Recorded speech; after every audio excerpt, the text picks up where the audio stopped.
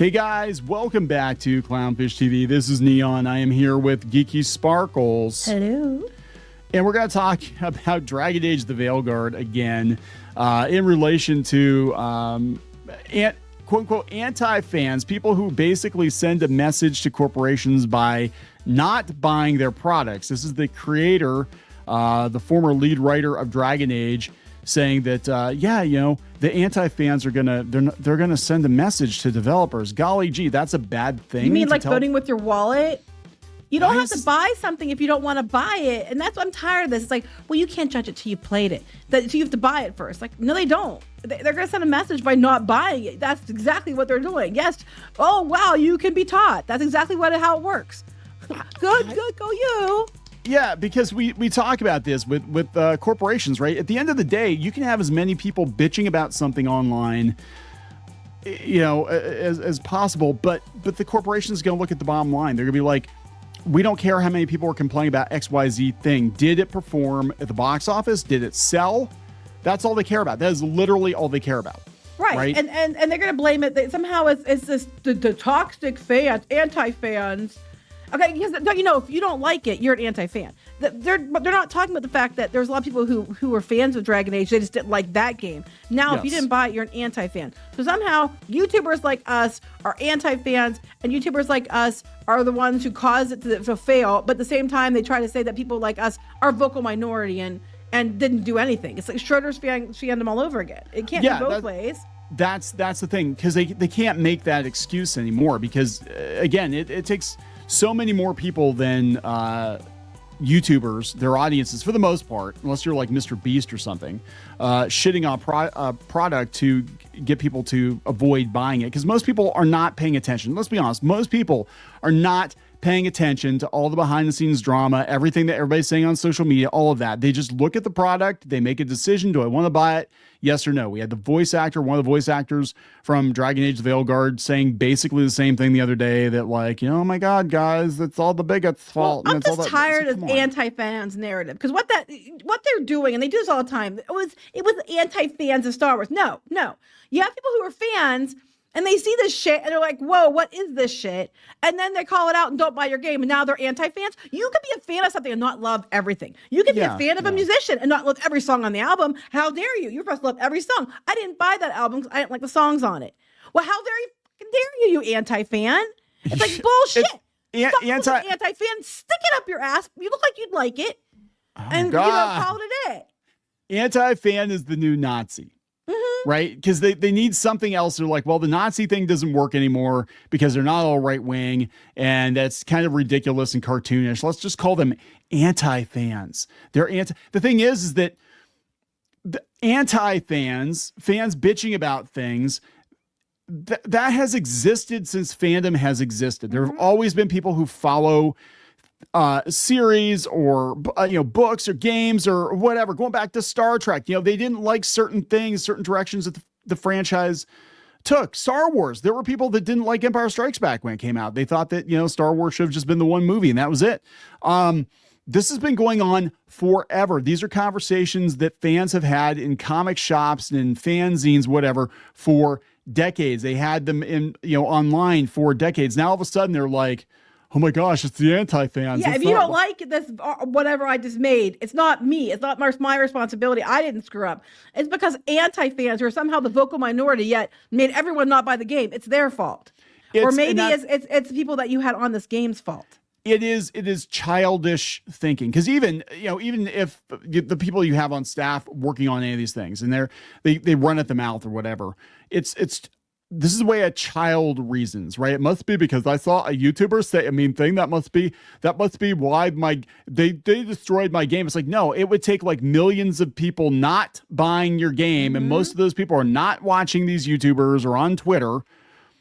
They're just taking a look at your product and making a decision based on that. And you can bitch about, well, the studio didn't give us enough money for marketing. Maybe we could have done this better, that. But you know what I'm saying? Like you can. Well, that requires taking some responsibility. That requires this is okay. So this is the new normal now for people that work in the creative space. It's never your fault. It's always somebody else's fault. The fan blaming stuff is new. There have been people that are like, yeah, people take too far, whatever. But at the end of the day, going back decades, it was always like we did something wrong, that we did not get enough people interested in watching, buying, whatever our product. And that is how an adult thinks. Like, it must be me. There must be something I'm doing that isn't resonating with people. This is why they're not buying this particular product. A child is like, no, it's all their fault because they're mean, stinky people. Yeah, exactly. And now I don't think he worked on. He didn't work on the game. No. Yeah, no. But it's another. They're setting another one in to do damage control. It's their fault. Yeah, and it's like, I mean, they're going to spend more time doing a post-mortem on Dragon Age the Veilguard than people spent promoting or talking about the game. The game came and went like a fart in like 2 or 3 months. It was already discounted after a couple of months, and it's over. Like, nobody cares. Everybody's moved on except for the people that worked on it, because they have a lot of free time now, because most of them got fired because the game underperformed. But again, this is how adults think. Adults are like, yes, maybe I need to look at myself and think, what can I do differently? And the thing is, yeah, again, like you said multiple times, it's just, if the audience at large didn't buy it, then that just means that what you didn't resonate with the millions of people who would normally buy your game. You can't blame it on anti-fans and say it's because of them, because they just want the game to fail, to send developers lessons. Yes, that people don't buy it, they don't want it to send you a lesson. True. But yes, the normies didn't buy it because they didn't want to buy it. You can't blame that on anti-fans. Well, he's going to. So this is This is David Gator. He's the former lead writer for Dragon Age. He warned about what he describes as anti-fans who want games to fail in order to send the developers and others like them a lesson. Well, then don't suck. He said, speaking of games radar, he broached the subject of anti-fans by specifically talking about the RPG audience. He said the RPG audience doesn't really agree with itself as to what an RPG requires. That actually is true. I mean, RPGs are my favorite genre, and they're so fragmented now that, like, there's action RPGs, there's JRPGs, there's whatever. Everybody loved Expedition 33, though. It seemed to make everybody right? happy. Yeah. And they weren't out there attacking people. They could get very loud. The difficulty is if suddenly you end up with anti-fans. Then they turn from what you want, fans who would go out and spread the word of your game and get people interested. But if you get anti-fans, they sort of do the opposite. They're very determined suddenly to see your game fail as sort of a lesson to others who would make games for the same type, right? And that, honestly, these days, there's some element of that present in almost all fandoms, but it's always sort of been there for RPGs in particular. Right. But you're blaming the entire failure of a giant, like, AAA title or whatever on a few anti-fans that didn't like what you did.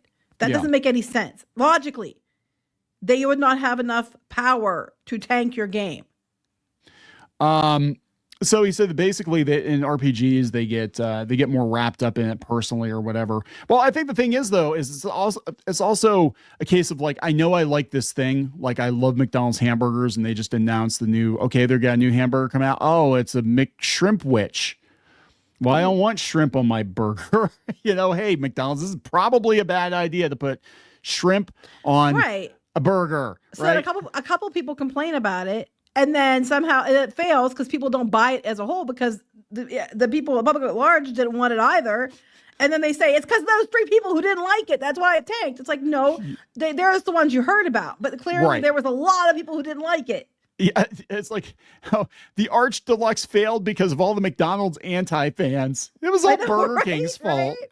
New Coke failed because of all the anti-fans. All the anti-fans and the Pepsi stands. The Pepsi stands made New Coke fail. So he says they're so invested in making what they imagine, like I said, they turn into the anti-fans. Suddenly it's their personal investment in seeing it fail, or seeing the developers who made that decision be punished, so that they could point in the future and say, well, see what happened to them, see how their game sold. You don't want to do that, do you? Again, they don't have that power unless the majority at large doesn't like it either. Small percentage of people are vocal online. I do not believe they have, and this includes us. Like, this includes us 100%. I do not believe we have the power, YouTubers or whatever, that don't like a certain thing, to sway the public at large to not buy in the numbers needed to tank a product. Yeah, we don't have as much power as you think we do. No. I think you want to talk about, like, obsessing and getting wrapped up in it. I think that when you've got stans, I think they're so obsessed with seeing a thing perform well or seeing a thing be, because they love it, so they want everybody else to love it too. And if you don't love it, then there's something wrong with them. Basically, I think in the case of this game, particularly the media doing articles on it and calling people who didn't like it bigots and all that crap and stuff, that I think probably led into people not buying it as well, because people are going to see those articles before they're probably going to hear from us. Yeah. It's interesting though. He said that, people run around with data points or whatever. And he said that a lot of developers are withdrawing from the public space because they said that, it feels like familiarity breeds contempt. The more access they have directly to a developer, like a name they can attach to it. That's probably, honestly, that's probably a good thing. I'm going to be honest. I get the whole community manager thing, but I think if you're just putting out a product, just put your post up. Hey, our thing is coming. Here's a preview, whatever. But don't. Why would it bite them in the ass? Because they're out there blaming the fans. They're out there blaming the fans. But when you've got people out there that are going to go rogue and they're going to basically speak for the company and say shit that could, insult the fans, and then the media is going to run with that. YouTubers are going to run with that. And they're going to be like, yeah, did you just hear that they, if you vote for Trump, don't buy my game? Well, guess what? Yeah, right. We're not going to buy your game, right? So this is John Trent saying this. This is on Phantom Pulse. Much of Gator's comments are nonsensical, but at the heart of it, he appears upset that gamers not swallowing the next corporate product. Yeah, you're supposed to just buy it. He's angry they're not adhering to the code of pop culture. Just don't ask questions. Just consume the product and get excited for the next product. And that's it. They were used to that for years. That's how it worked for years. These dumbasses will buy anything that we put in front of them, so we can do whatever the fuck we want. We can think about whatever the fuck we want. Now, because of the internet, now what some of these people actually think. The thought process, and in some cases, and it should not be the way it is, but it is. In some cases, they have absolute disdain for you. You're basically just a pay pig. You're they don't want to. And this has always been the case. Just that the general public was blissfully unaware of it. Yeah. And I think that's better. If people hate you, it's better that you just kind of seethe and quiet and still bring in the money than go out there and be like, well, if you vote for Trump, I don't want you to buy my thing. If you vote for Trump, don't do this. I think you're a Nazi. And like, okay, well, they just cut your sales in half. Congratulations. What else did he say? He said more, it looks like. So he's kind of Trent's kind of waxing philosophical with some Bible verses here, but it's basically like, gamers are not.